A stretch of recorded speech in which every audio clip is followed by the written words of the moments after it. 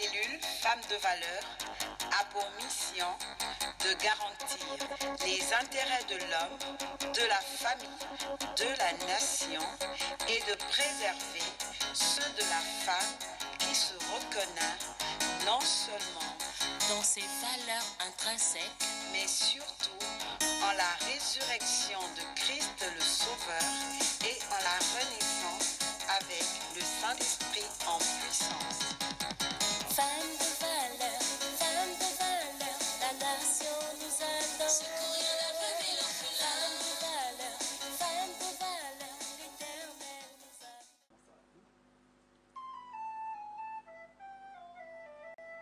Et c'est le chemin de la vérité.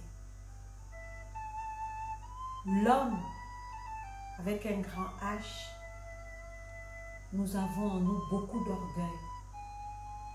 Lorsque nous avons échoué quelque part, nous avons du mal à revenir en arrière et de dire, Seigneur, je reconnais. Je reconnais que j'ai péché contre toi et toi seul. Je reconnais que le choix de mon mariage n'était pas le bon. Je reconnais que la chair a dominé, le côté charnel a dominé, la convoitise de la chair a dominé, tout ce qui brillait était mon choix. Mais Seigneur, aujourd'hui, mon mariage est à la dérive. Aujourd'hui, mon mariage est éprouvé. Aide-moi à revenir au commencement. Comme il a dit aux disciples, au commencement, il n'en était pas ainsi. Le divorce, il n'en était pas ainsi. Au commencement, Dieu a dit que le mariage devait s'arrêter à la mort de l'un des conjoints. Il dit jusqu'à ce que la mort vous sépare. Donc avec Christ, au commencement, il n'en était pas ainsi.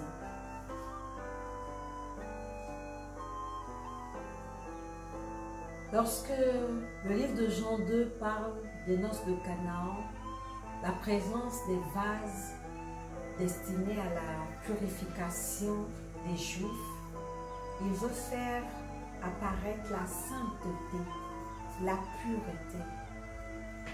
Dès lors que le mariage est souillé,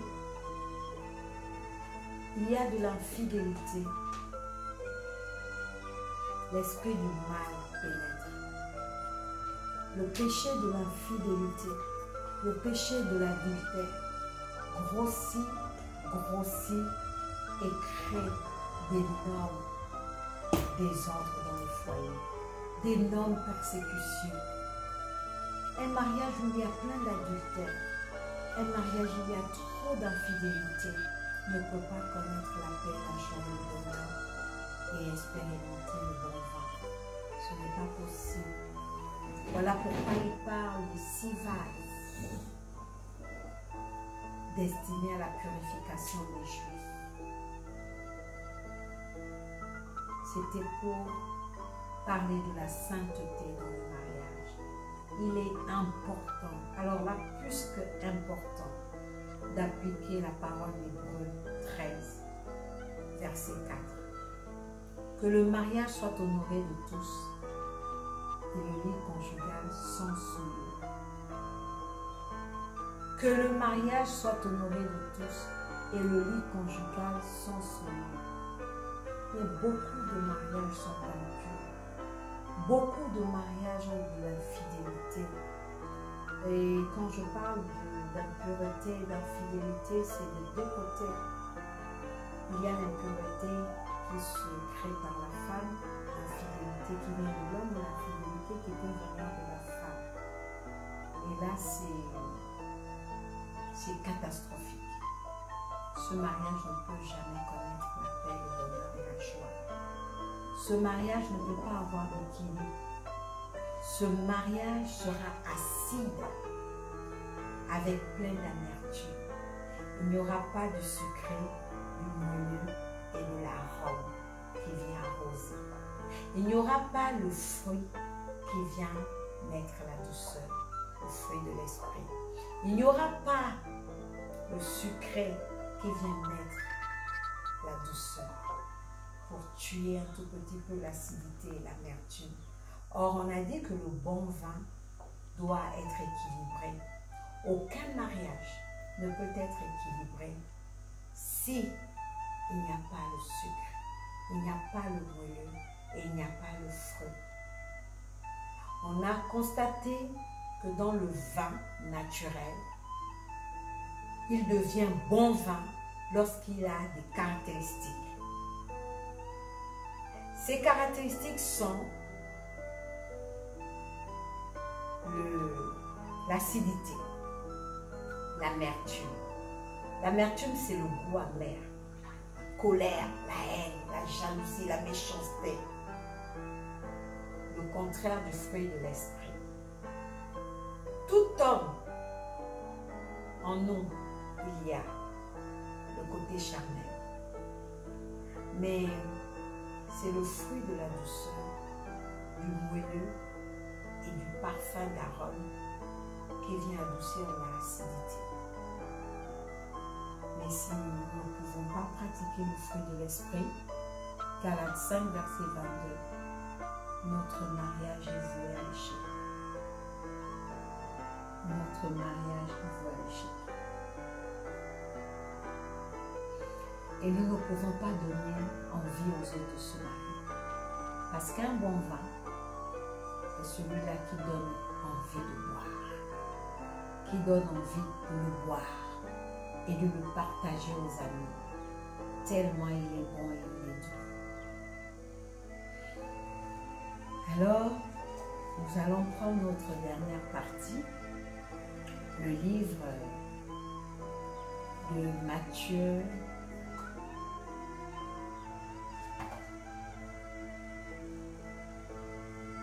Matthieu 19.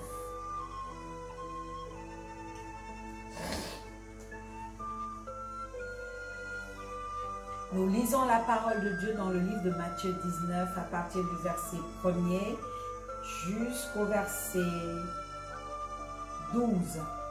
Verset 1er au verset 12. Lisons la parole de Dieu.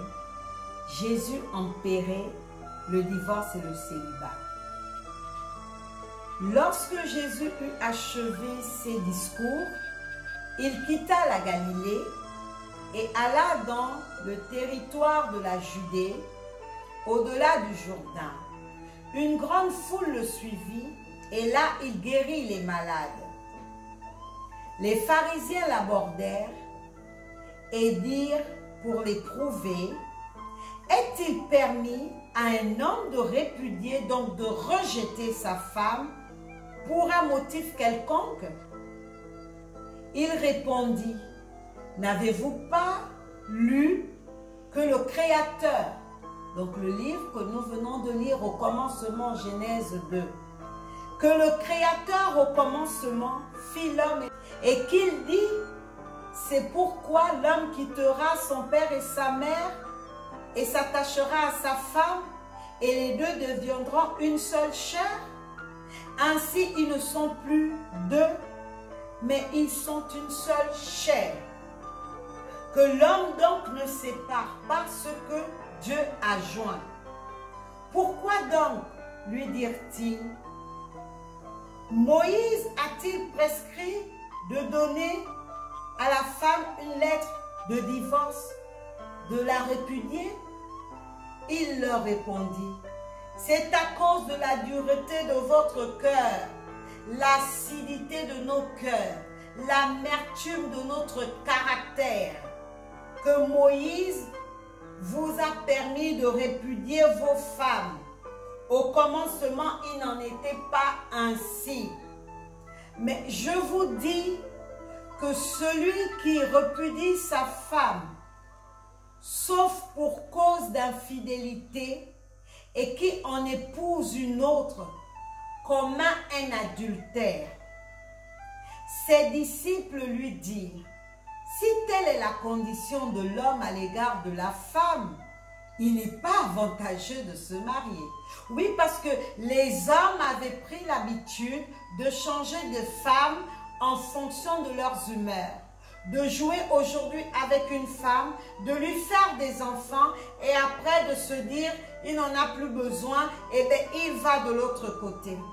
Nous avons ces hommes dans le monde entier, nous parlons de tout homme, dans le monde entier. Ils sont là avec des femmes, ils fondent des foyers, ils bâtissent ensemble, ils ont des enfants et un beau matin, non, ce n'est plus bon, je n'aime plus, je ne veux plus, je ne désire plus. Alors Moïse a permis pour ce genre d'homme le divorce parce que le cœur de ces hommes était dur, plein d'acidité et d'amertume. Alors Moïse, pour ne pas laisser la femme souffrir, mourir dans un foyer, ben, il a permis le divorce. Mais c'était une volonté humaine. C'est Moïse, la créature de Dieu comme vous et moi. C'est lui qui a proposé cela. Parce qu'il voulait épargner les femmes de cette souffrance que beaucoup vivent dans les foyers. Voilà pourquoi il a parlé de divorce. Mais c'est de l'adultère, de répudier une femme qui ne vous a pas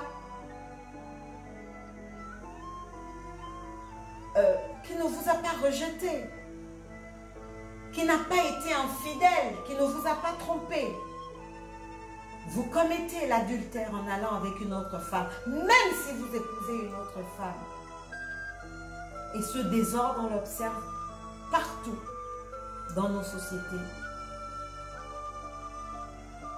Et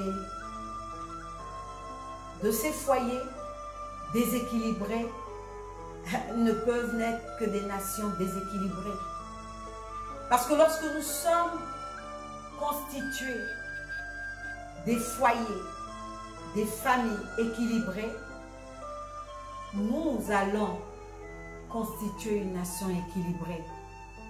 Mais si la majeure partie de nos foyers, dans toutes les nations du monde entier, il y a plus de foyers déséquilibrés, il y a plus de foyers dans le malheur, avec des odeurs de mort et non des odeurs de vie, nous constituons une nation morte, une nation déséquilibrée, une nation qui ne donne pas la vie. Parce que c'est la famille, c'est le foyer qui constitue les nations. Mais Jésus nous dit au commencement, il n'en était pas ainsi, ce désordre, ce déséquilibre. Mais si nous voulons revenir, revenons à Christ. Au commencement, le livre de Jean 1. Au commencement était la parole. La parole était avec Dieu et la parole était Dieu. La parole était Dieu, elle s'est faite chair. Revenons au commencement. Le divorce n'est pas la première option. La première option est de reconnaître nos erreurs et de revenir à Christ, celui qui a institué le mariage. La première option lorsqu'on a échoué dans le mariage n'est pas le divorce, c'est de crier à Dieu. Et beaucoup de femmes diront oui, moi je veux faire la volonté de Dieu. Mais l'homme ne marche pas conformément à cette volonté. Que dois-je faire? Je suis déjà dans le mariage. Femme croyante, que sais-tu si par ton comportement, Dieu peut gagner l'âme de ton époux? Ton comportement peut changer les choses. Ton comportement peut transformer la vie de l'homme. Nous ne sommes pas ceux-là qui transforment la vie de l'homme. Mais par notre comportement, par notre choix de rentrer par la porte que Dieu a tracée pour nous, il est possible. Par la foi, je crois qu'il est possible de réconcilier les couples. Il est possible de restaurer les familles. Il est possible de réconcilier les couples déchirés et divisés. Il est encore possible. À vous de croire en ce Dieu véritable. C'est à vous de croire par la foi que bien que vous soyez rentré comme un voleur, comme un brigand dans la bergerie du mariage, vous décidez de rechercher la porte qu'ouvre le Seigneur afin d'écouter, parce qu'il a dit, les brebis qui m'appartiennent entendront ma voix. Soyez réceptifs à la révélation de Dieu. La révélation de votre mariage, c'est dans sa parole. La révélation. Nous continuons la lecture du livre de Matthieu 19.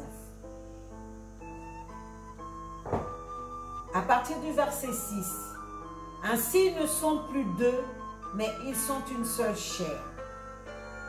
Que l'homme donc ne sépare pas ce que Dieu a joint. Pourquoi donc, lui dirent-ils, Moïse a-t-il prescrit de donner à la femme une lettre de divorce et de la répudier? Il répondit, c'est à cause de la dureté, donc l'acidité de nos cœurs et de l'amertume de nos cœurs, que Moïse vous a permis de répudier vos femmes. Au commencement, il n'en était pas ainsi. Mais je vous dis que celui qui répudie sa femme, sauf pour le cas d'infidélité, et qui en épouse une autre, commet un adultère. Femme, si tu commets toi-même l'infidélité, le divorce sera bien proclamé et sera mérité parce que tu es dans la loi. La loi te condamne dans l'infidélité. Ses disciples lui dirent, si telle est la condition de l'homme à l'égard de la femme, il n'est pas avantageux de se marier. Il leur répondit, tous ne comprennent pas cette parole, mais seulement ceux à qui cela est donné. Oui, le mystère des noces de Cana, le mystère du bon vin, le mystère de la bergerie n'est compris que par ceux à qui elle est révélée. Donner, c'est la révélation. Dieu nous a donné la révélation. Le 12, Matthieu 19, verset 12 nous dit, « Car il y a des eunuques qui le sont dès le ventre de leur mère, c'est-à-dire eunuques depuis la naissance. Et il y en a qui le sont devenus par les hommes, la force de la volonté des hommes. Et il y en a qui se sont rendus tels eux-mêmes pour plaire au Seigneur à cause du royaume des cieux. Que celui qui peut comprendre, comprenne. » Ça veut dire quoi? Eunuque. Lorsque vous prenez votre dictionnaire, que veut dire le mot eunuque? Eunuque, c'est un homme qu'on a castré par la médecine. Eunuque, c'est un homme à qui on a enlevé une partie de ses organes qui permettait de bénéficier du plaisir sexuel. Castré. C'est l'exemple de Paul. Afin de ne plus avoir cette envie que Dieu a créée en nous. Dieu nous a tous créés identiques. Mais il y en a qui sont nés ainsi, donc depuis le sein de leur mère, un peu comme les moines, qui sont voués à servir Dieu depuis leur naissance. Mais il y a ceux qui sont castrés depuis les hommes par leur propre volonté parce qu'ils ont voulu plaire à Dieu et ils ont décidé de ne point connaître de femme. Ils ont décidé de faire la volonté de Dieu et de travailler pour le royaume des cieux. Vous avez l'exemple de ces jeunes filles dont on pratique la circoncision dès la jeunesse. On enlève l'hymen de la jeune fille afin qu'elle ne puisse plus recevoir du plaisir auprès d'un homme. Ça se pratique dans certaines traditions. Donc, c'est la volonté de l'homme qui emmène cette circoncision, doter cet organe de la femme afin qu'elle ne puisse plus avoir de désir sexuel. Avoir cette intention même, cet instinct de plaisir ne naîtra plus en elle. Parce qu'on a ôté, c'est ça le nick. Donc il y a des gens qui ne se marient pas car ça a été fait comme ça depuis leur naissance. Donc depuis le ventre de leur mère. Ce besoin ne naîtra jamais en eux. Et il y a ceux qui sont incapables de se marier parce que les hommes en ont décidé ainsi. Comme celles qui sont mutilées. Elles ne trouveront aucun plaisir dans le mariage, mais elles seront plutôt maltraitées, elles seront esclaves pour assouvir les besoins de l'homme, mais elle, en récompense, elle ne recevra aucun plaisir.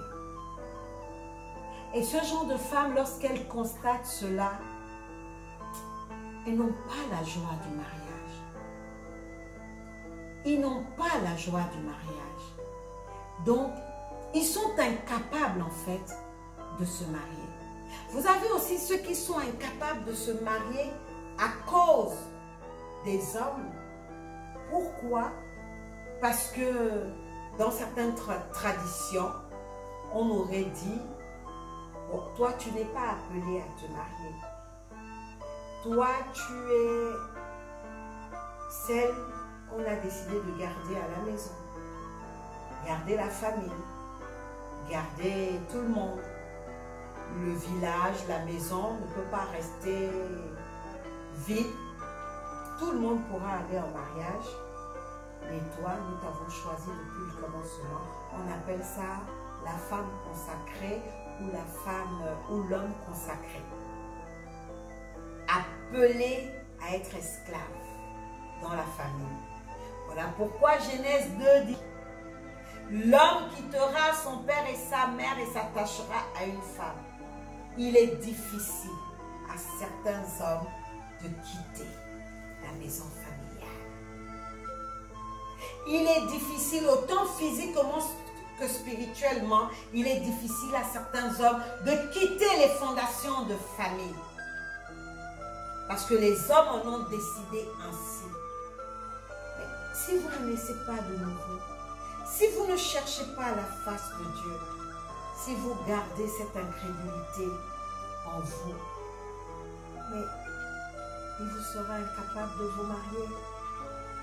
Pas parce que Dieu le veut, mais parce que vous êtes dans vos fondations et vous refusez d'en sortir.